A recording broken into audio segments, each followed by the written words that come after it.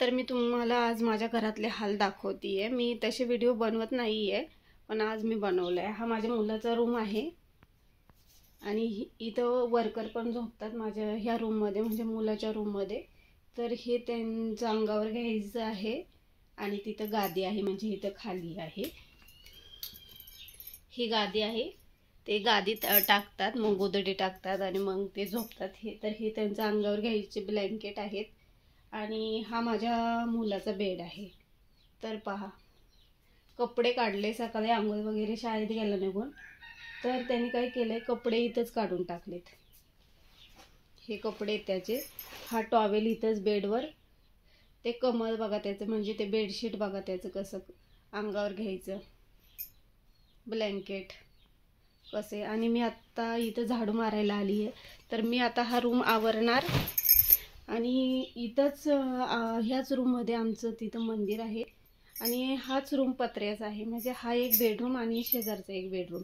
तर असं आहे, इथं ह्याच रूममध्ये आरसा वगैरे आहे, कारण माझ्या रूममध्ये ठेवला नाही। याला पण कारण आहे, कारण जर तुम्ही नवरा बायकोच्या बेडरूममध्ये आरसा ठेवता किंवा काच लावलेली जास्त कपाटं ठेवता, तर माझ्या इथं एक कपाट आहे तिकडच्या रूममध्ये आणि दुसरं आहे त्याला हे नाही आहे, काच वगैरे काहीच नाही आहे।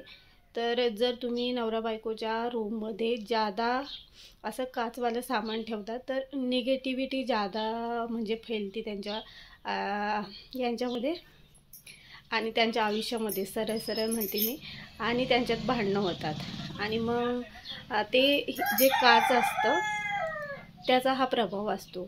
तर ह्याच रूममध्ये टीव्ही पण आहे, मी तुम्हाला टीव्ही इकडून दाखवते। इथं पहा, ह्याच रूममध्ये साऊंड सिस्टम, ह्याच रूममध्ये टीव्ही, ह्याच रूममध्ये कॅलेंडर वगैरे, आणि ह्याच रूममध्ये हे मेकअपचा आरसा वगैरे।